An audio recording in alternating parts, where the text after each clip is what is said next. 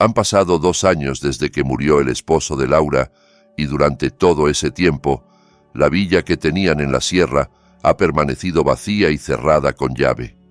Sin embargo, el día que decidió volver, se le erizó la piel nada más ver el jardín. Las rosas favoritas de Esteban, su marido, estaban frondosas, perfectamente podadas, y claramente acababan de ser regadas. Cuando, venciendo el miedo, revisó las grabaciones secretas de las cámaras de seguridad, lo que vio en la pantalla casi detuvo su corazón. Pero antes de que empiece la historia, te voy a pedir algo muy sencillo. Escribe ahora mismo en los comentarios desde qué ciudad y país estás viendo este video. No olvides dejar tu like y suscribirte para que el canal pueda seguir creciendo y traer historias aún más intensas y sorprendentes. El sedán negro avanzaba despacio entre la neblina fina que cubría la zona montañosa aquella tarde. Al volante, Laura soltó un largo suspiro. Sujetaba el volante con tanta fuerza que los nudillos se le habían puesto blancos, intentando descargar ahí la opresión que le apretaba el pecho. Habían pasado ya 2 años desde la muerte repentina de Esteban, su esposo, por un supuesto infarto fulminante. En todo ese tiempo, Laura no había sido capaz de poner un pie en la villa de descanso donde habían vivido tantos momentos felices. Había demasiados recuerdos dulces que ahora dolían como heridas abiertas. Pero ese día no tenía elección. Había tomado la decisión de vender la propiedad. El costo de mantenimiento, sumado al dolor que sentía cada vez que pensaba en aquel lugar, le hacían creer que soltarla era el mejor camino. Laura giró hacia un camino de piedra estrecho que conducía al portón de la villa. Se había preparado mentalmente para ver algo triste y descuidado. Hierba alta, muros desconchados, hojas secas por todas partes, el ambiente denso y lúgubre típico de una casa abandonada. Incluso había asumido que tendría que gastar casi todos sus ahorros para contratar una limpieza profunda antes de poder poner el anuncio de venta. Sin embargo, cuando divisó el portón de madera a lo lejos, frunció el ceño y redujo la velocidad. Entornó los ojos, preguntándose si la vista la estaba engañando. Lo que tenía delante no encajaba con lo que esperaba. No había maleza desbocada ni pintura apagada.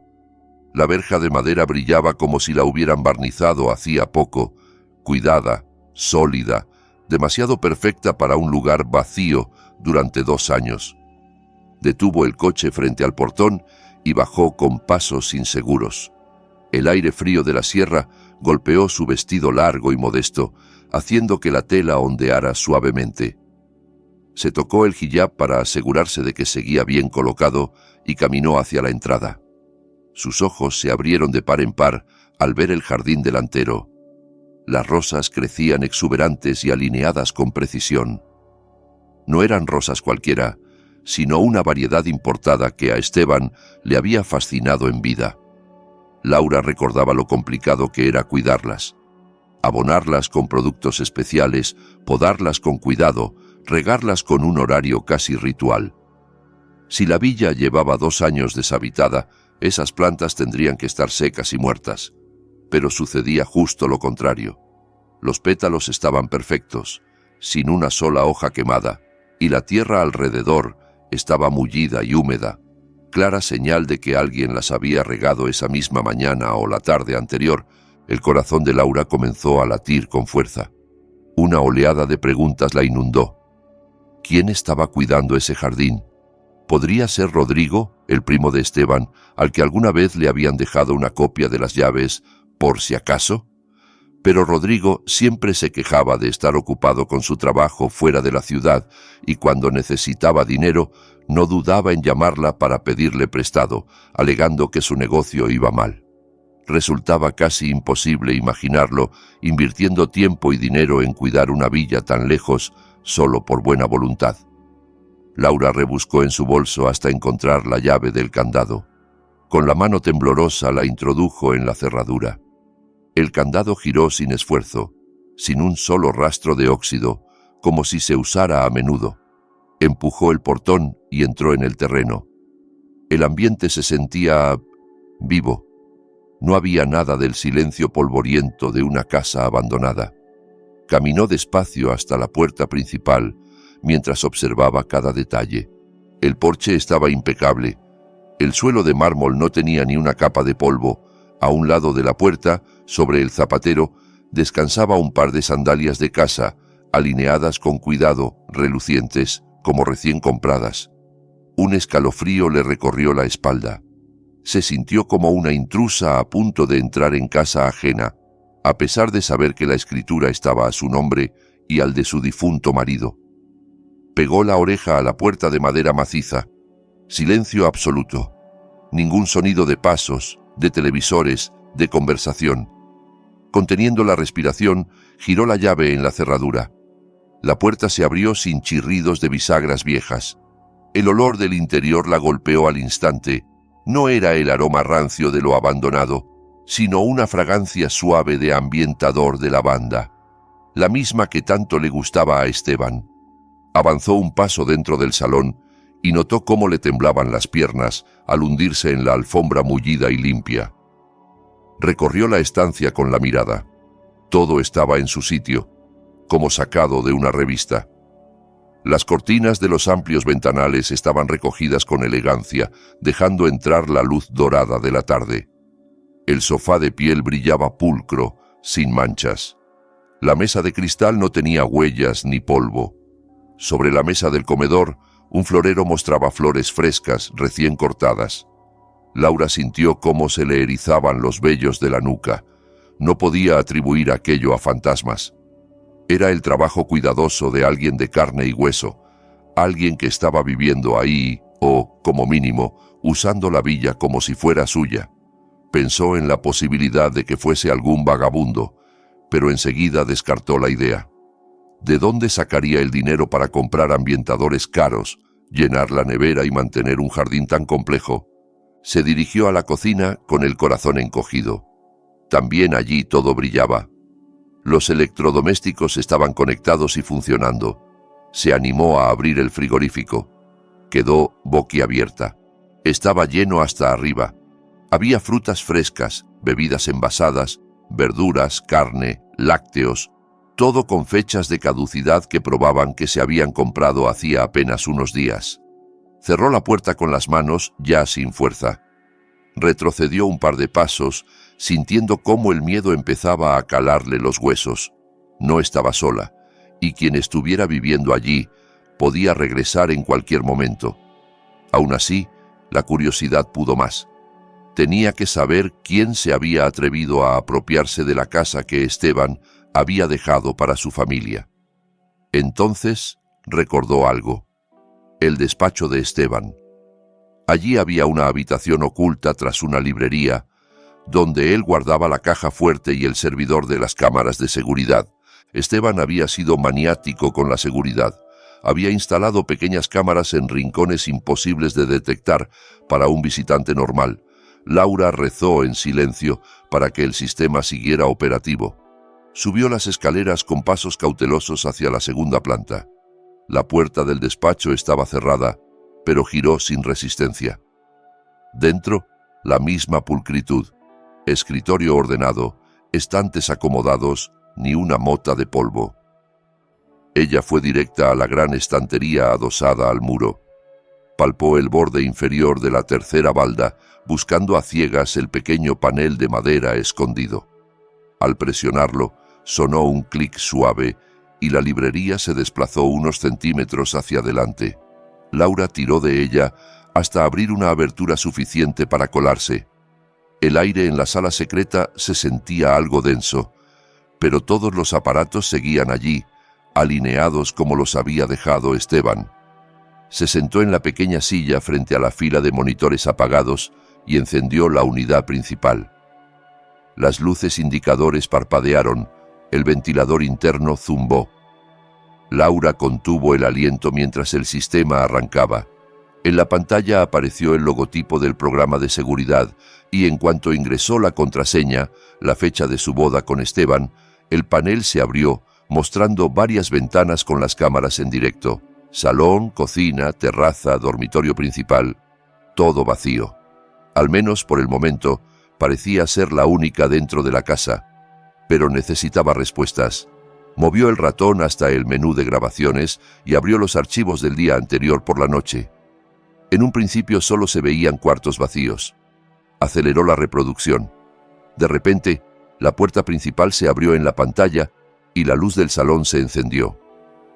Laura acercó la cara a la pantalla, entornando los ojos. Un hombre entró caminando con toda naturalidad, con la soltura de un dueño. Vestía una camisa blanca amplia y un pantalón de algodón cómodo para estar en casa. Laura se tapó la boca para contener un grito. Esas prendas eran de Esteban. La reconocía al instante.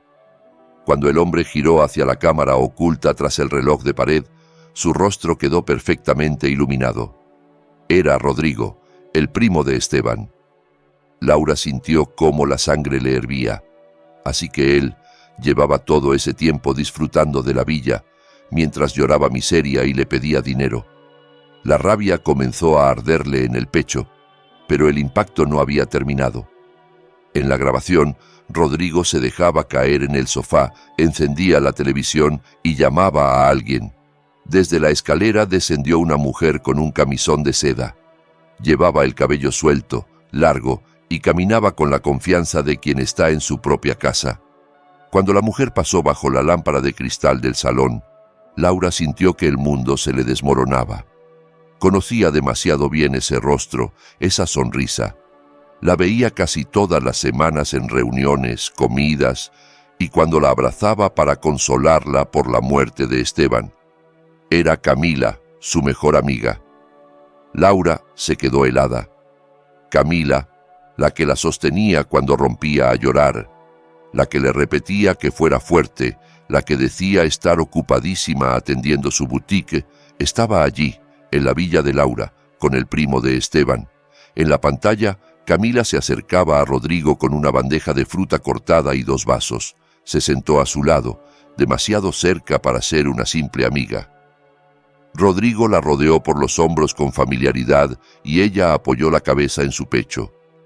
Reían, charlaban tranquilos, disfrutando de la casa que para Laura era un santuario de recuerdos.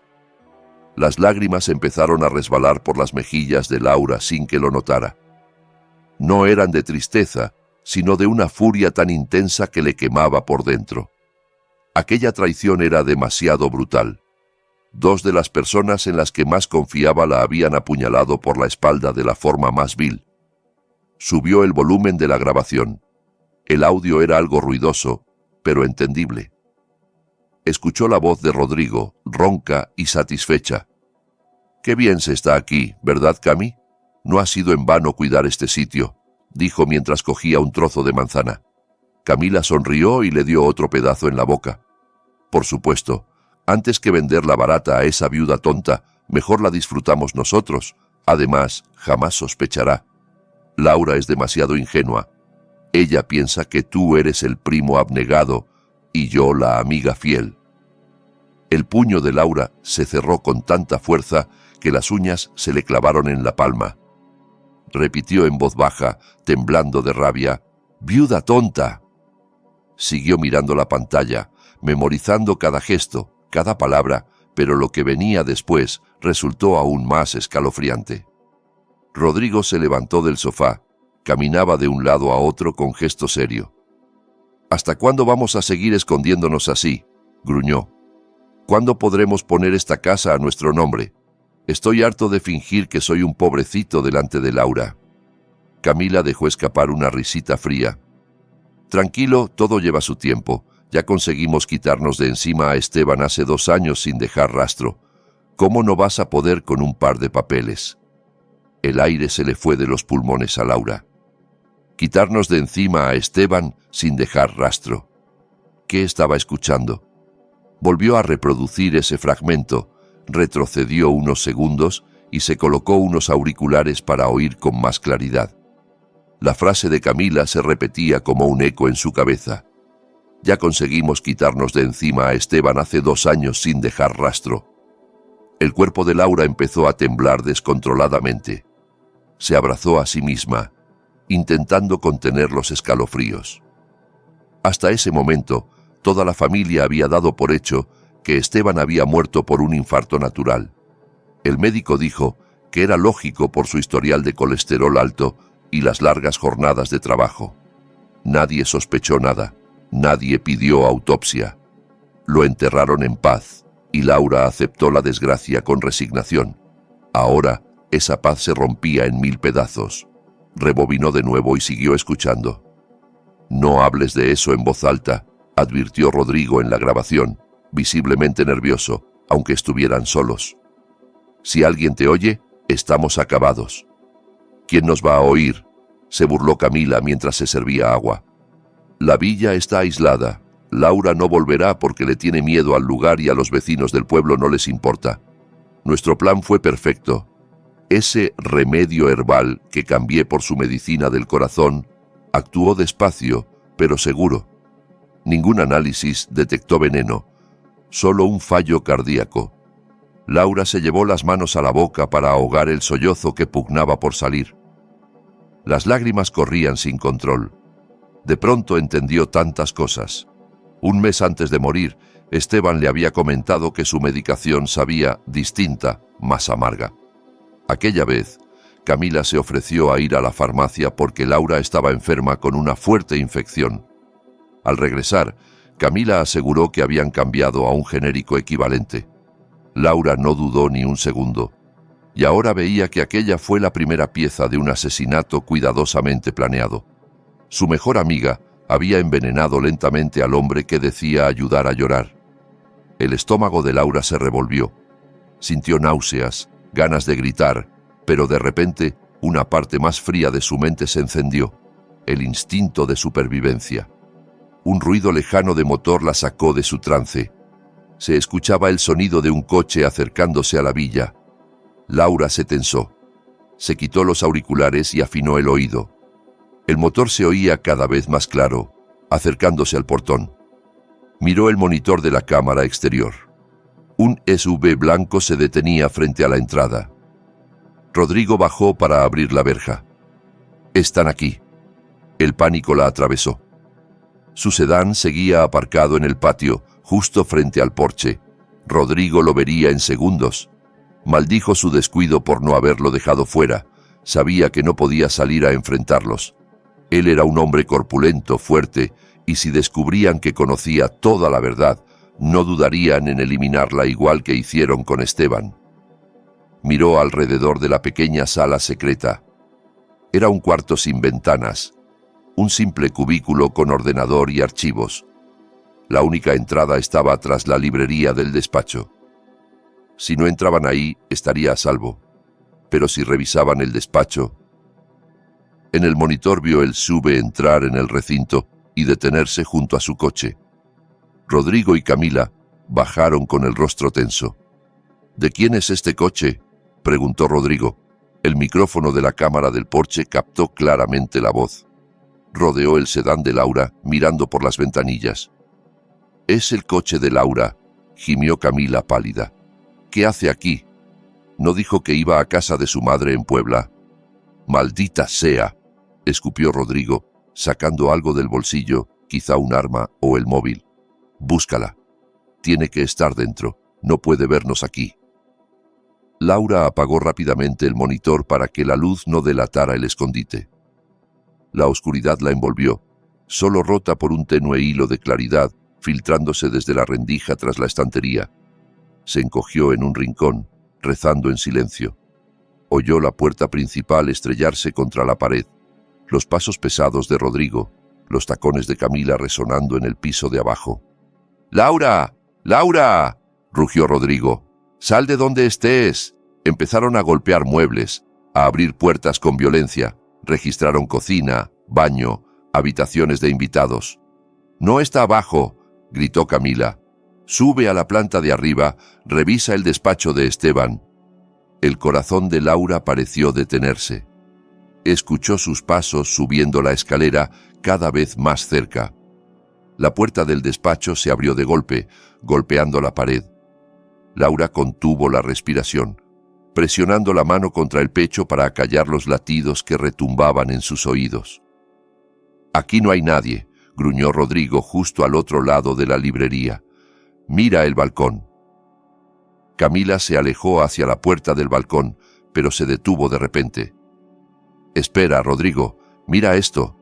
Su voz sonó aguda, sospechosa.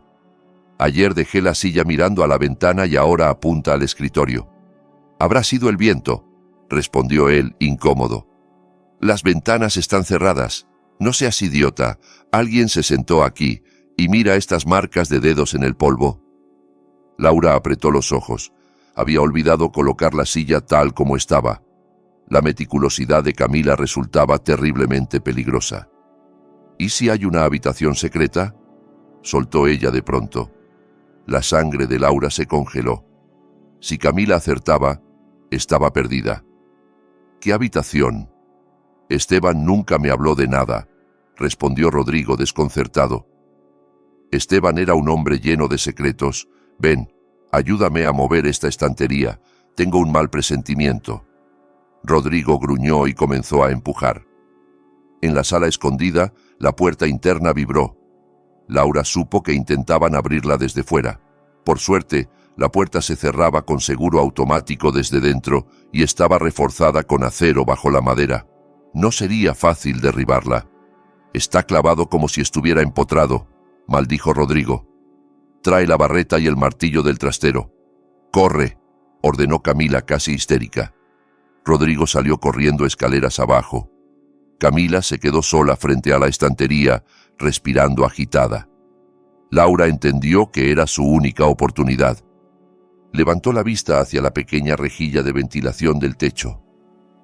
Subió como pudo al escritorio, retiró la tapa de la rejilla y, haciendo acopio de fuerzas, se impulsó hacia dentro del estrecho conducto. Era oscuro, polvoriento, con clavos que engancharon y rasgaron la tela de su vestido, pero no se detuvo. Reptó lo más rápido que pudo. Debajo se escuchaba a Rodrigo regresar jadeando. «¡Apártate!», bramó.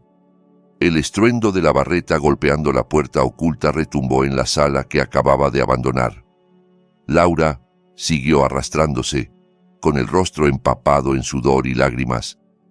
Llegó a la salida que daba al techo de la zona de lavandería en la parte trasera. De una patada derribó la rejilla exterior y saltó al piso de cemento. El impacto le arrancó un gemido de dolor en las piernas, pero se incorporó de inmediato. En ese momento empezó a caer una fina lluvia, perfecta para disimular el ruido de sus pasos.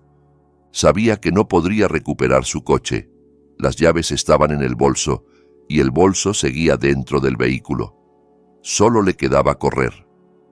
Bajó las escaleras metálicas hacia el huerto lateral.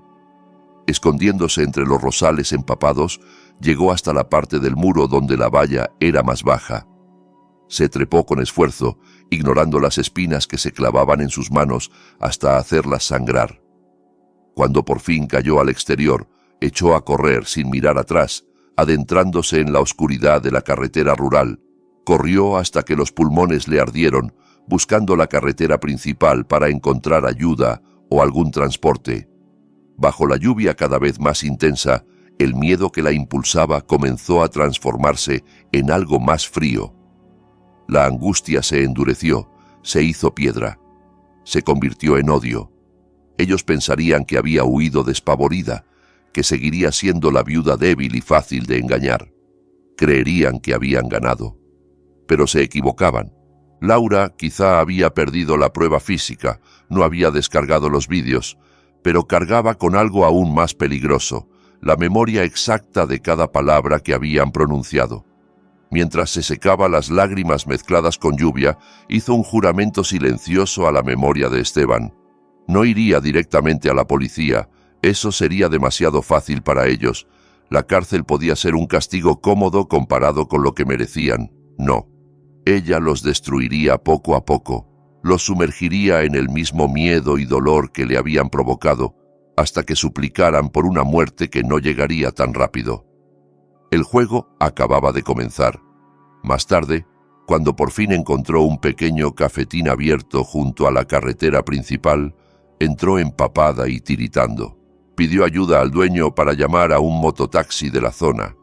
No quiso usar ningún servicio de transporte con aplicaciones. Temía que Rodrigo pudiera rastrear su teléfono. Pidió que la llevaran a una pensión discreta, escondida lejos de la avenida principal, un sitio donde jamás se mezclaría la gente de la clase social de Rodrigo y Camila. Una vez en la habitación estrecha y con olor a humedad, Laura se dejó caer al suelo frente al armario de espejo. Su reflejo le devolvió la imagen de una mujer desfigurada por el cansancio, el hijab torcido, el vestido cubierto de barro, el rostro pálido, pero en sus ojos hinchados brillaba una llama nueva, dura, inextinguible. No sería más la víctima silenciosa. Aquella noche no pegó un ojo. Su mente repasó cada detalle de los días previos a la muerte de Esteban. Recordó sus quejas de palpitaciones, el sudor frío que le empapaba la frente tras tomar la medicina que Camila le había llevado. Recordó cómo ella había querido llevarlo al médico y cómo Camila la tranquilizó diciendo que las hierbas carísimas que traía eran mucho mejores que las pastillas de siempre. Al amanecer, Laura se puso en marcha. No regresó todavía a Ciudad de México. Primero fue al mercado, compró ropa sencilla y barata para pasar desapercibida y adquirió un teléfono de segunda mano con una nueva tarjeta SIM. Apagó el móvil de siempre y lo guardó en el fondo del bolso. Tenía que volverse invisible para ellos. Después, alquiló un coche modesto a un vecino del pueblo y condujo hacia la ciudad donde estaba la farmacia de confianza de Esteban. Recordaba bien la frase de Camila en la grabación: «Cambié la medicina del corazón por ese remedio herbal». Si aquello era cierto, debía haber un rastro en la farmacia, registros de compra, notas, algo. El local seguía siendo el mismo de hacía 2 años, un pequeño negocio en un local antiguo en una avenida algo descuidada. Laura entró con el corazón en la garganta. El olor penetrante de medicamentos y alcohol la golpeó con recuerdos dolorosos. Detrás del mostrador estaba un joven con gafas, acomodando frascos de vitaminas. Lo reconoció al instante: Tomás, el auxiliar de farmacia que siempre atendía a Esteban, en parte porque él solía dejarle buenas propinas. Laura se acercó con una educación casi mecánica. Tomás se mostró sorprendido, pero la reconoció. Su rostro expresó una mezcla de pena y cordialidad. Ella respondió con frases breves y, poco a poco, desvió la charla hacia lo que le interesaba. Le dijo que estaba organizando expedientes médicos de Esteban para un tema de seguros, pero había encontrado huecos en las anotaciones de sus recetas. Le pidió, casi suplicando, que comprobara en el sistema el historial de medicación del último mes antes de que él muriera. Tomás dudó. Sabía que era información delicada, pero al ver el rostro implorante de Laura y recordar la generosidad de Esteban, terminó cediendo. Se sentó frente al ordenador y empezó a buscar en los archivos de hacía 2 años. El silencio se hizo pesado mientras él revisaba los datos. Laura se retorcía el borde del hijab entre los dedos, con la respiración contenida. Finalmente, Tomás frunció el ceño. Murmuró que había algo extraño. Laura lo presionó. Tomás giró la pantalla para que ella pudiera ver.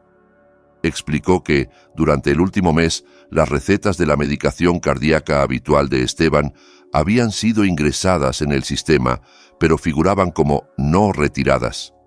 La venta había sido cancelada. En su lugar aparecía la compra de un costoso preparado herbal importado y varios suplementos energéticos de alta dosis. Laura se quedó helada. Preguntó quién había hecho esa compra. Tomás cerró los ojos un momento, tratando de recordar. Dijo que no había sido Esteban, sino una mujer que se presentó como familiar. Según ella, Esteban quería probar un tratamiento alternativo, y el médico ya lo sabía. Tomás añadió que aquel preparado herbal tenía efectos secundarios peligrosos, especialmente para pacientes con cardiopatías. Él mismo había intentado advertirle, pero la mujer insistió y hasta presentó una carta de autorización firmada por la esposa de Esteban, es decir, por Laura. La rabia le subió como un incendio por la garganta. Ella jamás había firmado tal documento.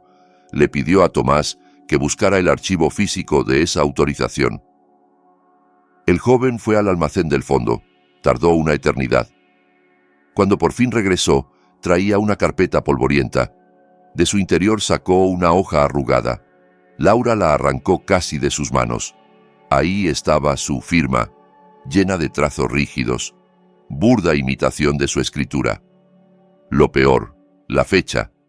Aquel día exacto ella estaba ingresada en el hospital con fiebre alta. Le era imposible haber firmado nada.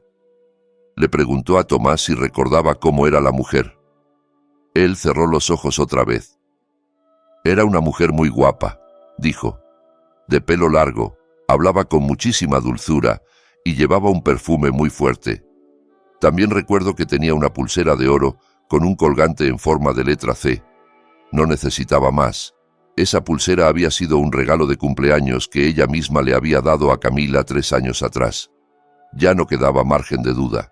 Camila no solo había envenenado el corazón de Laura con mentiras, también había envenenado el cuerpo de Esteban, sustituyendo la medicación que le salvaba la vida por una trampa mortal.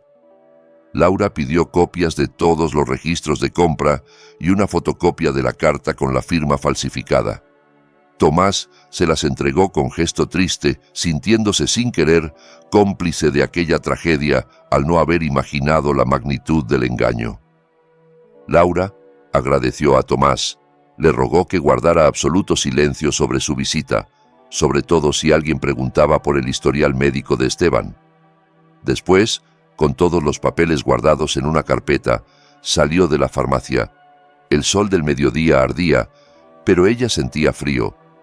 Sentada en el coche, miró los documentos en su regazo. Eran su primera arma, una prueba clara de que la muerte de Esteban no había sido un accidente. Pero sabía que aún no era momento de ir a la policía. Rodrigo y Camila poseían dinero, contactos, una capacidad enorme para mentir. Podían comprar voluntades o destruir la evidencia si ella los alertaba demasiado pronto. Tenía que quebrarlos desde dentro, sembrar sospechas entre ellos, empujarlos a cometer errores hasta que el caso fuera imposible de tapar. Cuando terminó de planear sus primeros pasos, volvió a encender su antiguo móvil. Al instante, la pantalla se llenó de notificaciones. Docenas de llamadas perdidas y mensajes de Rodrigo y Camila, todos preguntando por ella, fingiendo preocupación. Laura respiró hondo, calmó los latidos desbocados de su corazón y marcó el número de Camila. Debía sonar como siempre la habían visto, frágil, asustada, dependiente. El tono sonó un par de veces antes de que su amiga contestara histérica. Camila no le dio tiempo ni a saludarla. Empezó a disparar preguntas. ¿Dónde estaba? ¿Por qué su coche estaba en la villa? ¿Por qué su teléfono había estado apagado? La actuación era impecable, llena de supuesta angustia. Laura cerró los ojos imaginándose el rostro falsa y compungido de Camila, y comenzó su historia con voz débil, casi quebrada, fingiendo estar enferma.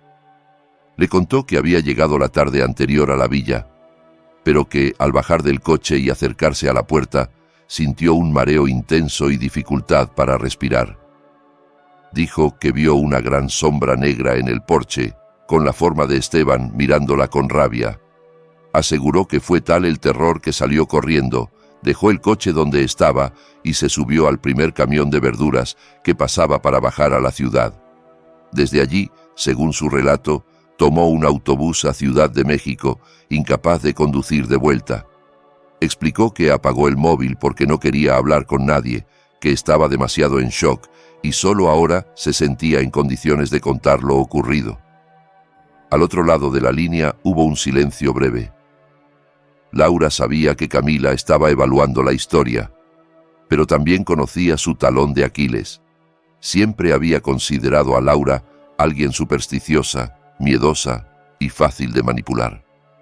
La idea de que Laura viera al fantasma de Esteban encajaba perfectamente con esa imagen.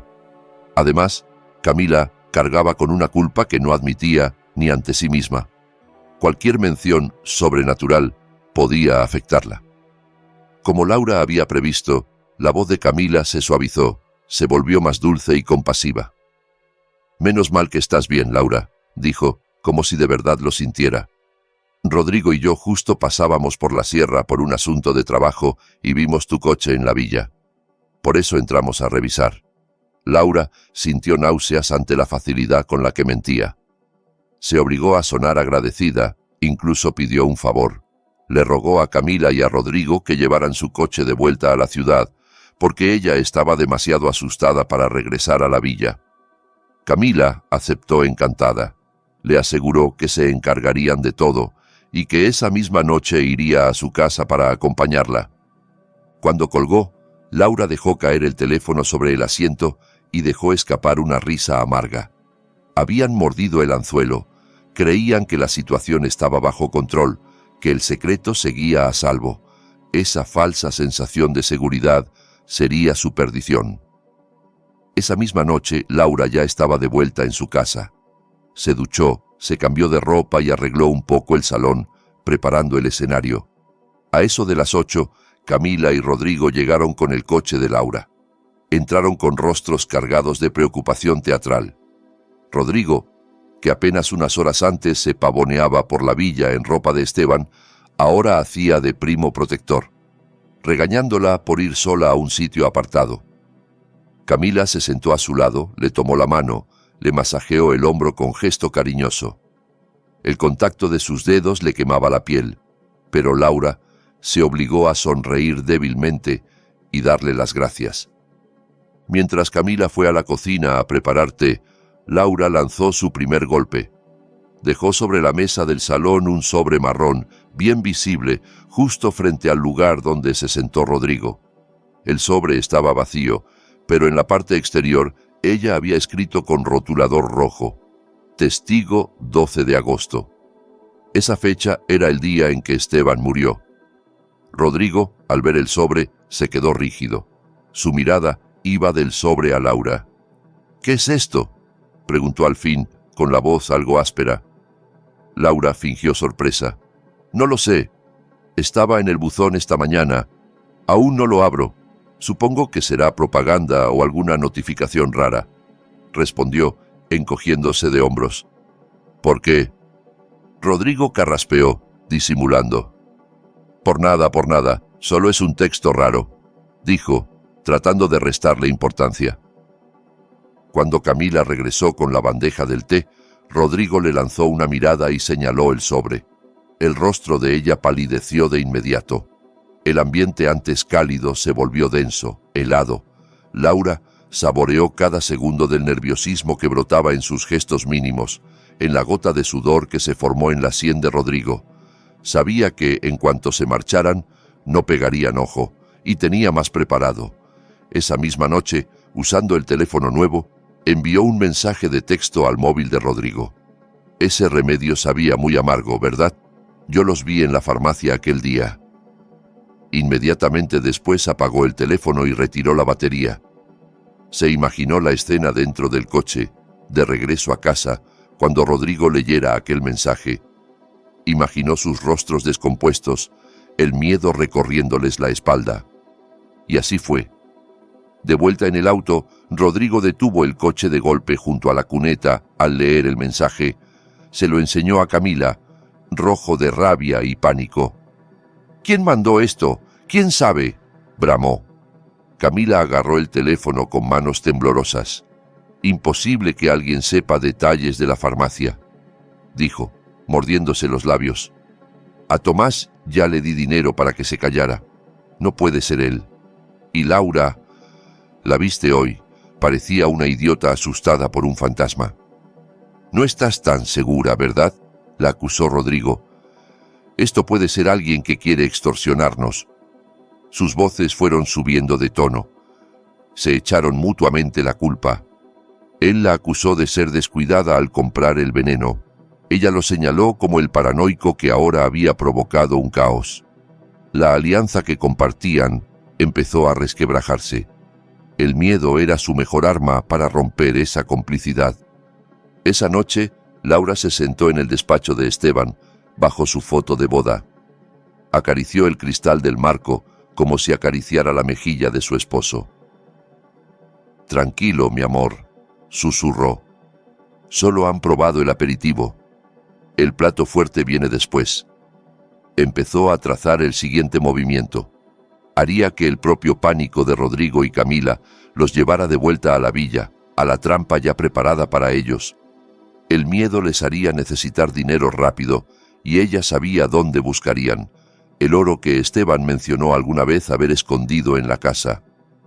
Desde el mensaje anónimo, la vida de Rodrigo y Camila se convirtió en un infierno. Ya no dormían bien. Cualquier llamada desconocida les hacía saltar del susto. Rodrigo se pasaba horas mirando por la ventana, convencido de que alguien los vigilaba. Camila, tras su fachada de calma, rumia 1000 planes para salvarse sola. A ambos les aquejaba la misma obsesión.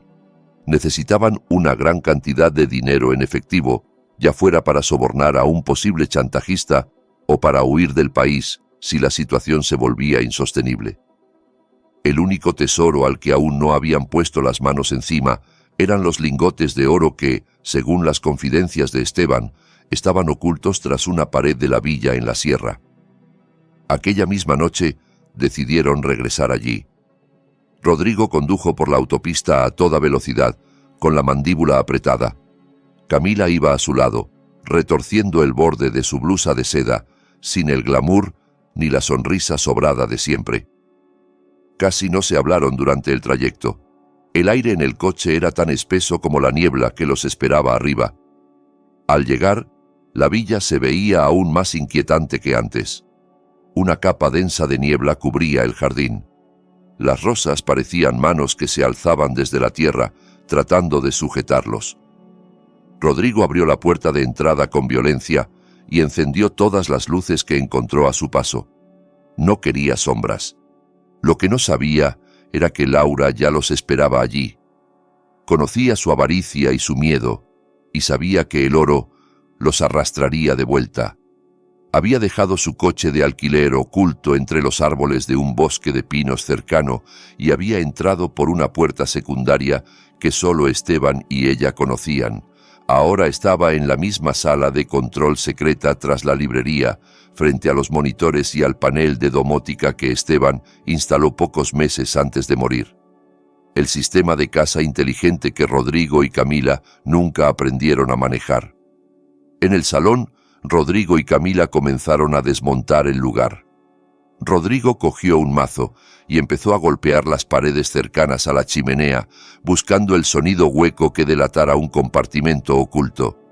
Los golpes resonaban como truenos dentro de la casa.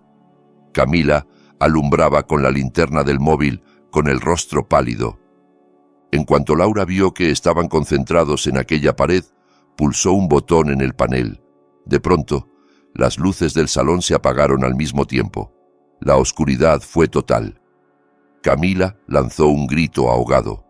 Rodrigo soltó una maldición y corrió a encender la linterna del teléfono. «Es solo un apagón.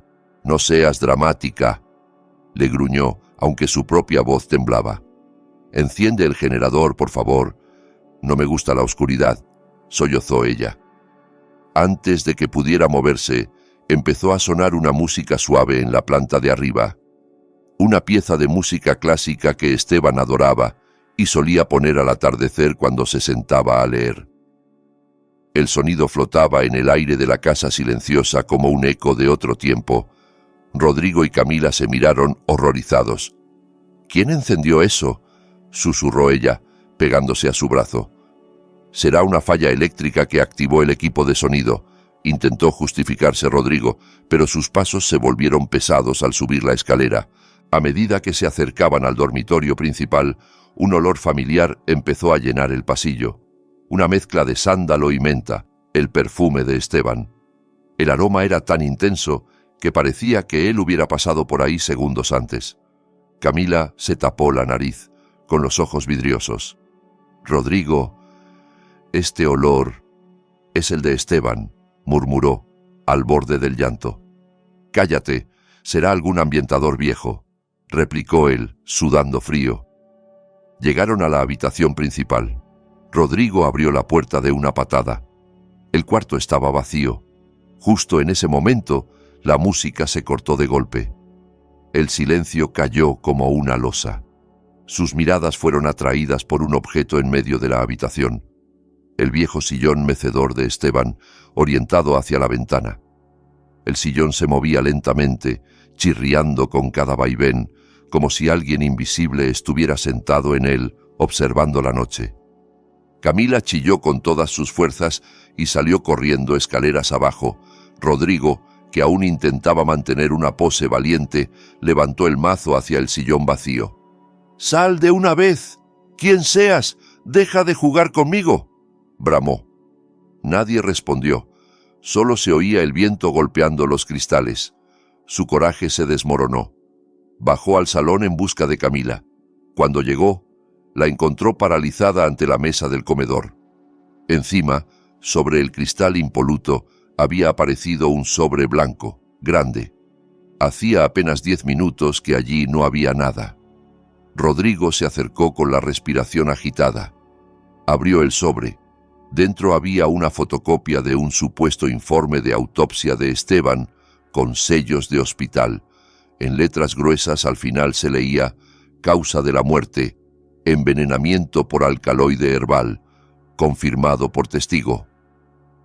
Las manos de Rodrigo temblaron tanto que el papel se le cayó. Camila lo recogió y lo leyó de un vistazo. Sus rodillas flaquearon y cayó al suelo. «Lo saben, Rodrigo. Saben el tipo de veneno», sollozó. «Tenemos que irnos de aquí. El espíritu de Esteban está aquí. Va a vengarse». «No es un espíritu, es alguien de carne y hueso», replicó él, aferrando sus hombros. «Un fantasma no va a fotocopiar documentos. Hay alguien dentro de la casa. Nos están tendiendo una trampa». Corrió hacia la puerta principal para buscar al intruso, pero el picaporte no cedió. La puerta estaba trancada desde fuera. Intentó la puerta de servicio, luego las ventanas. Todas tenían ahora rejas metálicas bajadas. Esteban había instalado aquellas cortinas de seguridad automatizadas por protección. Laura las había activado desde el panel. La villa se convirtió en una caja sellada. Del sistema de sonido integrado en el techo, comenzó a reproducirse una grabación de la risa de Esteban, tomada en un día feliz junto a Laura.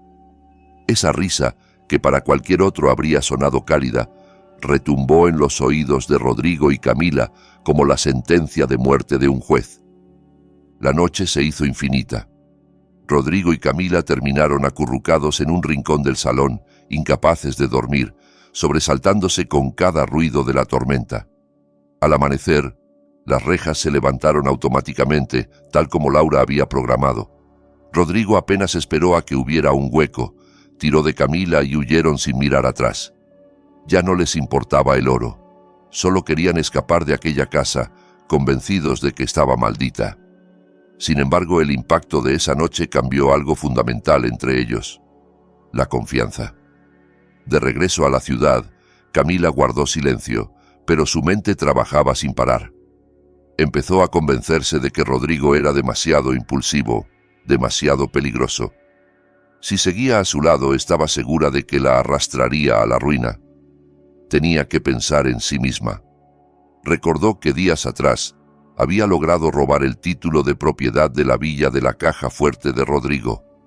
Había hecho una copia falsa para él, mientras guardaba el original en su bolso.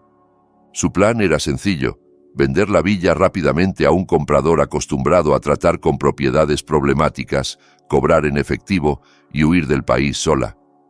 En su móvil, Laura, que había conseguido instalar tiempo atrás una aplicación de seguimiento aprovechando un momento en que pidió prestado el teléfono de Rodrigo porque el suyo se había quedado sin batería, lo veía todo.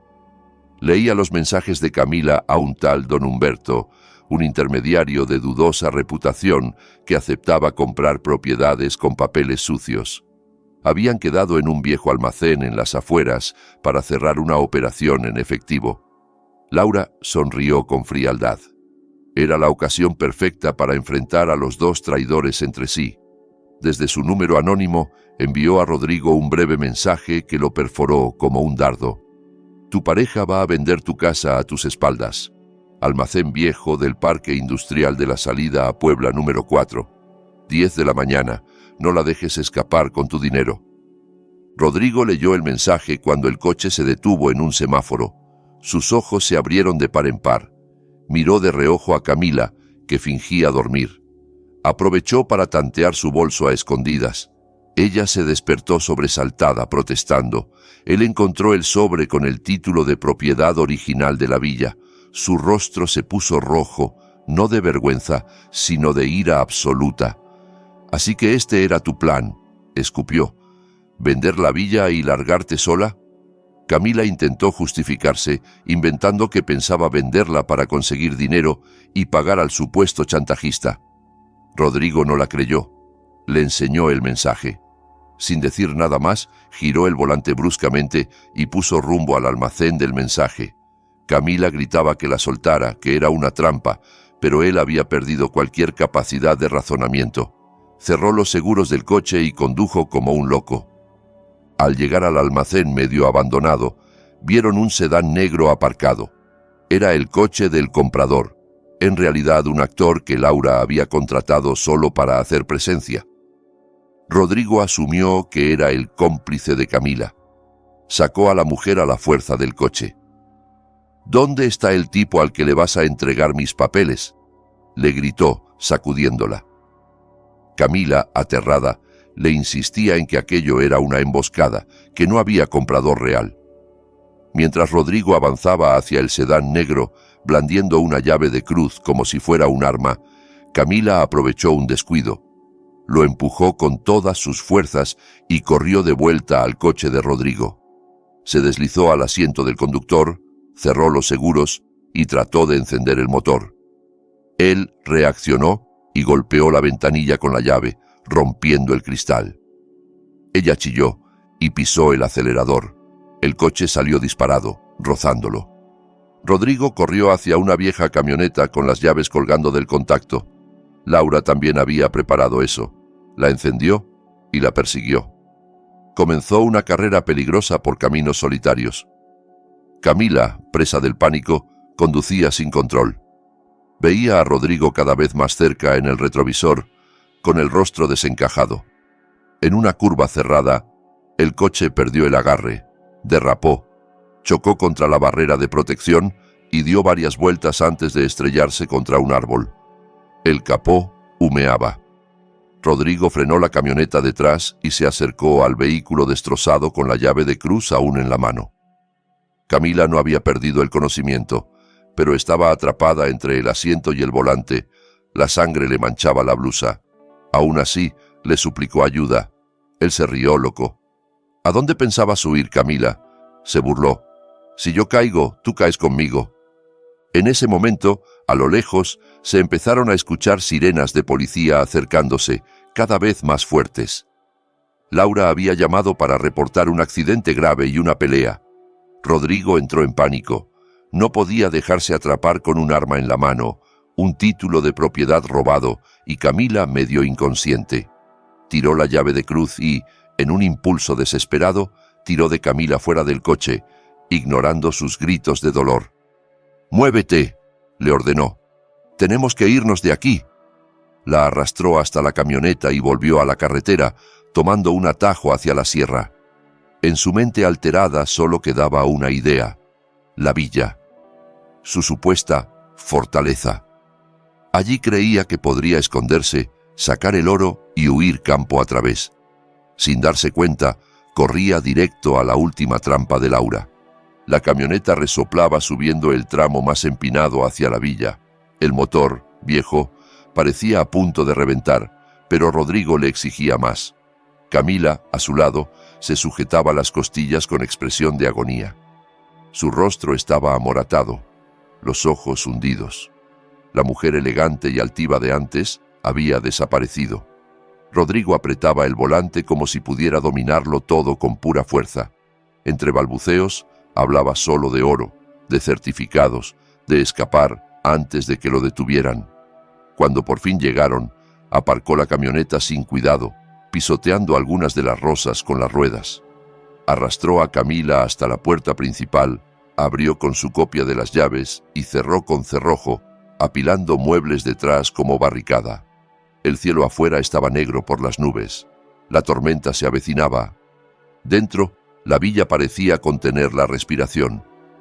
Rodrigo dejó a Camila en el sofá sin mirarla más y corrió a la cocina en busca de herramientas. Volvió con un martillo pesado y una barreta y se plantó frente a la pared junto a la chimenea. Recordaba vagamente un comentario borracho de Esteban sobre un colchón de seguridad guardado allí. Para Rodrigo, ese muro era ahora la frontera entre él y su salvación. Sin pensarlo más, empezó a golpear. Cada impacto retumbaba en la casa. El yeso saltaba en pedazos. El papel pintado se desgarraba. Camila tosía por el polvo, rogándole que parara, segura de que algo no humano habitaba la villa. Él no la escuchaba. Solo se detuvo cuando el martillo chocó con algo metálico. Sonó un clang distinto. Se concentró en esa zona y terminó de romper el revoco hasta dejar al descubierto la puerta empotrada de una caja fuerte de acero. Rodrigo se rió como un loco, arrodillado ante el metal. Creía tener su boleto hacia la libertad. Palpó el panel frontal, pero su risa se apagó. No era un sistema de rueda mecánica, sino un panel digital que exigía un código de 6 dígitos. Probó la fecha de nacimiento de Esteban. El piloto rojo parpadeó, seguido de un pitido largo. Error. Probó la fecha de su muerte. Otro rechazo. El sudor empezó a correr por su frente. Se volvió hacia Camila. La agarró del cuello de la blusa. ¿Sabes el código?, le gritó. Ella lloraba y negaba con la cabeza. Esteban nunca me dijo nada de esto. Rodrigo la acusó de mentir, de ocultarle la clave. En el pasillo, en ese mismo instante, la casa volvió a oscurecerse. Toda la luz se fue y quedaron sumidos en una oscuridad espesa. Camila lanzó un chillido y se tapó la cara. Los rayos iluminaban los fragmentos de pared caída, proyectando sombras deformes. Rodrigo encendió otra vez la linterna del móvil, apuntando a todos lados con el pecho agitado. Entonces, desde los altavoces ocultos, se escucharon unos pasos pesados, arriba, justo encima de sus cabezas. Tac, tac, tac, como si alguien caminara de un lado a otro en el piso superior. Rodrigo alzó la barreta hacia el techo, desafiante. «Baja ahora mismo», gritó. «Deja de esconderte». Los pasos se detuvieron. En su lugar comenzó a oírse una voz grabada, clara, grave y familiar. La voz de Esteban. El mensaje sonaba tan nítido que parecía estar ahí mismo. «¿Sabes por qué construí esta villa?», decía. «Para que fuera un refugio para mi familia, no para servir de escondite a los traidores». Camila se tiró al suelo, llorando, suplicando perdón a un espectro al que veía en todas partes. Rodrigo, incrédulo, empezó a dudar de su propia cordura. Aún así, se volvió de nuevo hacia la caja fuerte. «¿Quieres el oro?», continuó la voz. «El oro está ahí, pero solo quien recuerde el día más feliz de mi vida conoce la clave». Rodrigo apretó los dientes. El día más feliz. Había probado la boda, la fecha en que Esteban y Laura perdieron a su bebé, otros recuerdos importantes. Nada funcionaba. Entonces Camila, hecha un ovillo en el suelo, murmuró entre sollozos: «Laura». Todo en la vida de Esteban giraba en torno a ella. El día más feliz fue el día que la conoció. Me lo contó una vez. Fue el 14 de febrero, en plena lluvia, en la parada del autobús de la universidad. Rodrigo dudó, pero no tenía mejor idea. Tecleó 1-4-0-2-9-. Completó el año que correspondía. Hubo un silencio corto y luego un clic mecánico. La luz de la caja se puso verde. La puerta interior se abrió apenas. Rodrigo chilló de alegría. Se creyó más listo que todo y que todos. Tiró de la pesada puerta con fuerza, esperando ver montones de lingotes dorados resplandeciendo. Al iluminar el interior con la linterna, su sonrisa se desvaneció. La caja estaba prácticamente vacía. No había lingotes, ni fajos de billetes, ni alhajas. Solo un objeto solitario, una tableta electrónica colocada en el centro, encendida. En la pantalla aparecía el rostro de Laura en una transmisión en directo.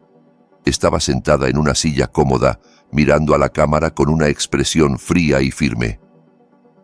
«Felicidades, Rodrigo. Has conseguido abrir la caja», dijo con voz calmada. «Lástima que el tesoro que buscabas ya no esté ahí. Lo trasladé a una cuenta segura 2 días después de la muerte de Esteban. Llegas con 2 años de retraso». Rodrigo rugió de rabia.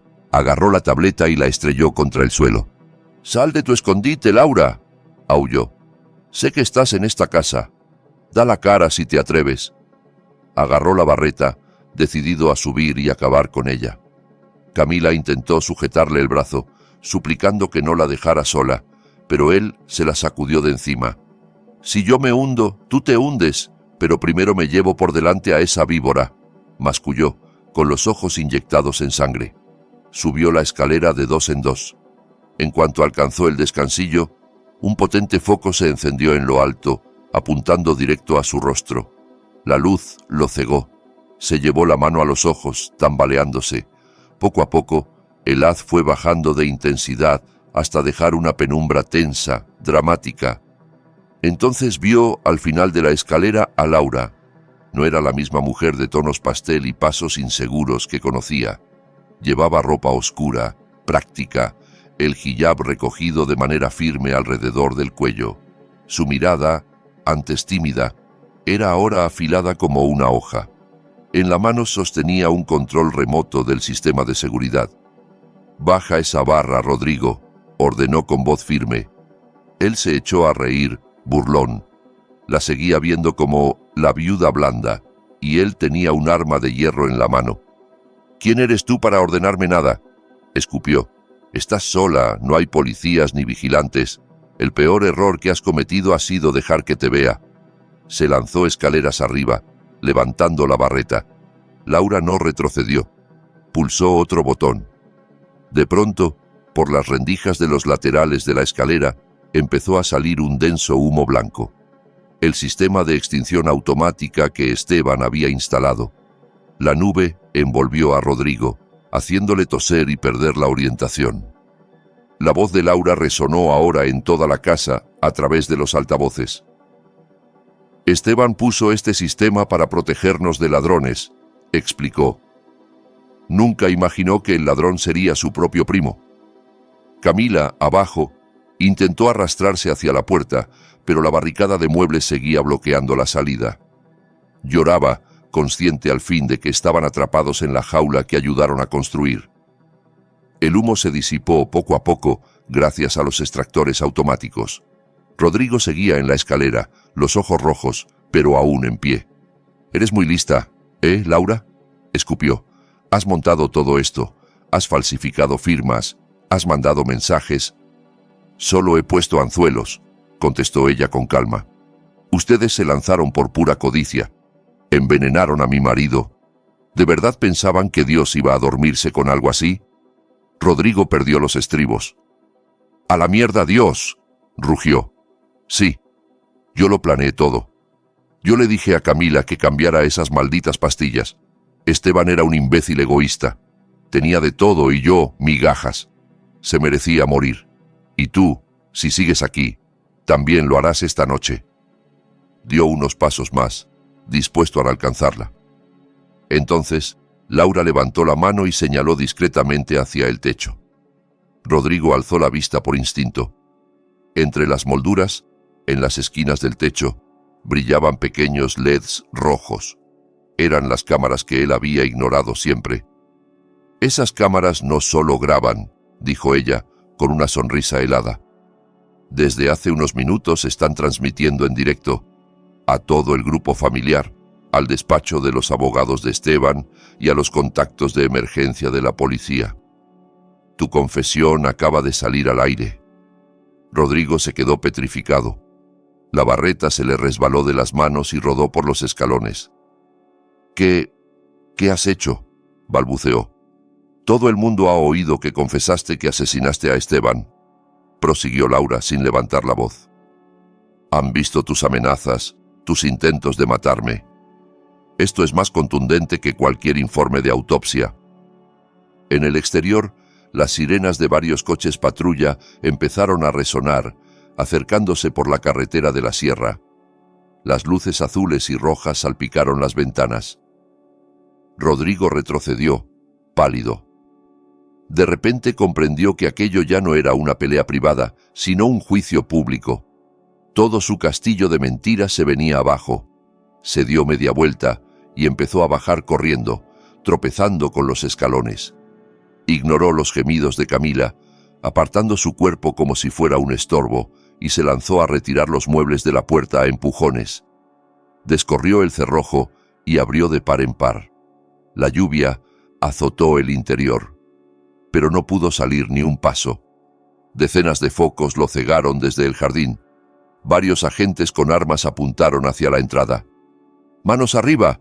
¡Suelte cualquier arma y tírese al suelo!», tronó una voz por el megáfono. Rodrigo quedó congelado en el umbral de la puerta. Laura bajó las escaleras con calma. No huyó, no se ocultó. Pasó junto a Camila, que lloraba desconsolada, y se detuvo bajo el arco del porche. Los policías sabían que ella era la denunciante. Nadie le apuntó. Vio cómo inmovilizaban a Rodrigo en el barro del jardín, le ponían las esposas y lo empujaban contra la tierra, manchándole el rostro con la misma tierra que alimentaba las rosas de Esteban. Minutos después, los paramédicos sacaron a Camila en camilla. Al cruzarse con Laura, Camila alargó la mano buscando la suya, murmurando un «lo siento» que apenas escapó de sus labios. Laura no respondió al gesto, solo la miró con un cansancio infinito. «Guarda tus disculpas para el tribunal del más allá», musitó. «Aquí tendrás que pagar en efectivo por cada lágrima que nos hiciste derramar». Aquella noche, la villa en la sierra, antes silenciosa, se llenó de luces policiales y cámaras de televisión. Laura observó cómo los vehículos se alejaban, llevándose a las dos personas que un día fueron tan cercanas. No sintió alegría, sintió alivio. El peso que le había aplastado el pecho durante 2 años, por fin empezaba a levantarse. La justicia no había llegado a golpes, sino con paciencia y con la inteligencia de una mujer herida que se negó a seguir siendo víctima. Al día siguiente, la noticia de la espectacular detención en la villa se propagó como fuego. Gracias a la transmisión en directo que Laura había activado, el momento en que Rodrigo confesó quedó registrado y fue compartido en redes sociales una y otra vez. Sus nombres y los de Camila se volvieron tendencia nacional, acompañados de insultos y condenas de gente indignada por su crueldad hacia un familiar. En la comisaría la conmoción no era menor. Los periodistas se amontonaban a las puertas, buscando imágenes de los asesinos de la sierra. Dentro, el ambiente era frío, profesional. Rodrigo estaba sentado en una silla metálica, esposado a la mesa, con el cuerpo cubierto aún de barro seco.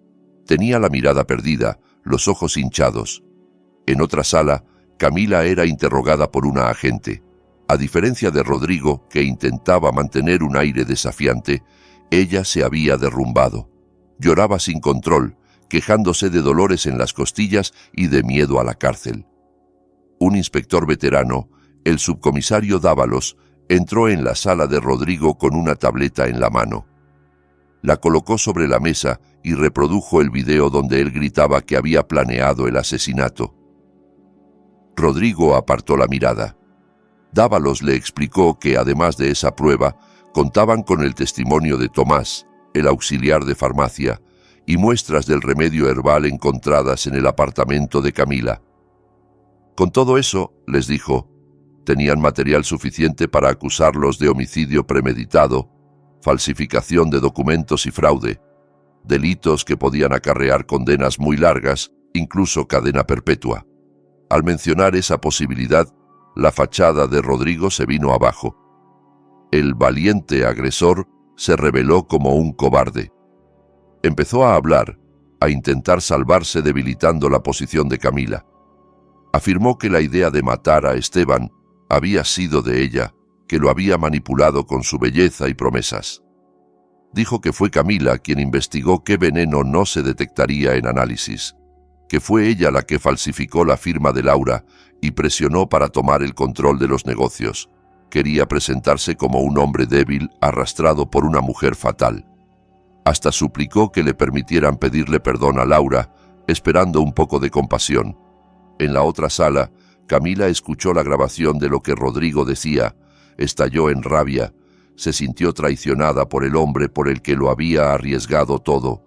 Entre gritos, devolvió el golpe, culpando a Rodrigo de todo, de las deudas de juego, de la idea de adueñarse de los bienes de Esteban, de las amenazas que él le había lanzado si no colaboraba.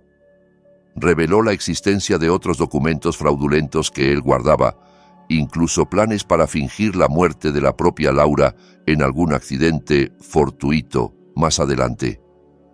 Ambos, en su desesperación, dieron a la policía las piezas que faltaban del rompecabezas. Cuando Dávalos terminó de informar a Laura y a los abogados de la familia, la encontró en la sala de espera, serena. No había en su rostro satisfacción morbosa, solo un cansancio profundo y la sensación de que, por fin, la verdad estaba en manos de la ley. Al día siguiente, los rostros de Rodrigo y Camila aparecieron en todos los noticieros y portales. Sus carreras sociales se derrumbaron en cuestión de horas. La familia de Rodrigo, que siempre lo había defendido, se apresuró a desmarcarse. La boutique de Camila fue boicoteada, sus bienes embargados. Lo habían perdido todo: libertad, dinero, reputación y futuro. Antes de que los trasladaran definitivamente al centro penitenciario, Laura pidió verlos por última vez desde el otro lado de un vidrio de seguridad. Observó a Rodrigo encogido en un rincón de la celda, derrotado, irreconocible. Recordó el brillo arrogante con el que se reía en el sofá de Esteban. Puso la mano abierta sobre el cristal, no para buscar contacto, sino como un gesto de cierre. Se despidió, no de Rodrigo, sino del capítulo más oscuro de su vida. Luego giró sobre sus talones y salió del edificio. El sol de la mañana le pareció más cálido que en mucho tiempo. 6 meses más tarde, el juicio concluyó. En una sala abarrotada, el juez golpeó la mesa con el mazo, haciendo murmurar a los presentes. Tras un proceso largo y exhaustivo, el tribunal declaró a Rodrigo y a Camila culpables de homicidio premeditado, falsificación y malversación. La crueldad con la que planearon la muerte de Esteban, sumada a la ausencia de arrepentimiento sincero, les cerró cualquier posibilidad de clemencia. Rodrigo recibió cadena perpetua. Al escuchar la sentencia, se desplomó en el banquillo, desmayado. Su vida quedaría encerrada para siempre entre rejas, envejeciendo sin nadie que lo llorara. Camila fue condenada a 20 años de prisión. Su belleza se había marchitado, el miedo y la culpa le habían robado cualquier destello de encanto. El castigo social que les cayó encima fue igual de duro. Serían recordados por siempre como un ejemplo de hasta dónde puede llevar la avaricia. Una vez terminadas las obligaciones en el juzgado, Laura volvió a la villa de la Sierra. Ya no era el mismo lugar. Había ordenado una reforma profunda. Mandó retirar todos los muebles que hubieran sido tocados por Rodrigo y Camila. El sofá donde se abrazaban, los colchones, incluso la pared donde estuvo la caja fuerte. Cambió cortinas, colores, cuadros. Quería borrar cualquier rastro de su energía oscura. Solo hubo algo que decidió mantener: el jardín de rosas del frente. Las plantas seguían florecidas, rojas y blancas, hermosas. Para Laura, simbolizaban la memoria de Esteban y también la victoria de la verdad sobre la mentira. Finalmente, decidió no vender la villa, como alguna vez había planeado. Recordó que en vida, Esteban le había dicho que quería que aquella casa sirviera para algo bueno si algún día ellos no la usaban. Así nació la idea de transformarla.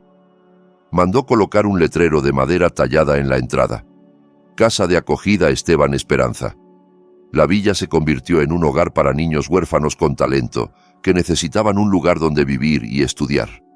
Pronto, Los pasillos que antes guardaban silencios pesados se llenaron de risas infantiles, de pasos corriendo, de voces leyendo en voz alta.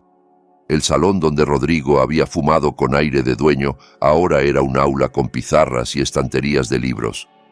Una tarde, Laura se sentó en un banco del jardín, viendo a los niños jugar entre las rosas. El aire fresco de la sierra movía suavemente los pétalos. Una de las niñas se acercó con una rosa blanca en la mano. «Es para usted», dijo con timidez. Laura sonrió, recibió la flor y acarició el cabello de la niña con ternura. En ese momento sintió una paz que no había experimentado en mucho tiempo. El rencor, la rabia y el dolor que la habían consumido se habían transformado en gratitud por seguir viva y en la tranquilidad de saber que la memoria de Esteban estaba limpia. Alzó la vista al cielo teñido de naranja.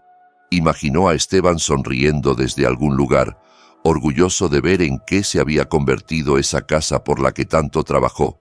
Ellos habían creído que la verdadera herencia eran lingotes y propiedades, pero Esteban le había dejado a Laura algo más valioso: la fuerza para defender la justicia y la oportunidad de convertir un lugar de tragedia en un refugio de esperanza. «Todo ha terminado, amor», susurró al viento. «Puedes descansar tranquilo. Esta casa vuelve a estar limpia, como lo estaba tu corazón». Cuando el llamado a la oración se alzó desde la mezquita del pueblo, su canto llegó suave hasta la villa. Laura se levantó del banco y entró en la casa, ahora llena de luz y vida. No quedaban fantasmas del pasado, solo recuerdos que ya no dolían como antes. Había cerrado la página más oscura de su historia y había comenzado otra, donde el dolor se transformaba en ayuda para otros. Aprendió que el mal puede ganar por un rato, pero nunca triunfa para siempre. Al final, la verdad y la bondad siempre encuentran la forma de abrirse paso, incluso entre la niebla más espesa de la sierra. Si llegaste hasta el final de esta historia, quiero que me lo confieses en los comentarios. Escribe la palabra justicia para saber que estás aquí conmigo hasta el último segundo.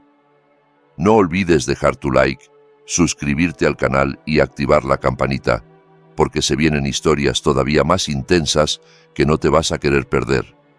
Y si esta historia te tocó el corazón, compártela con alguien que también la tenga que escuchar.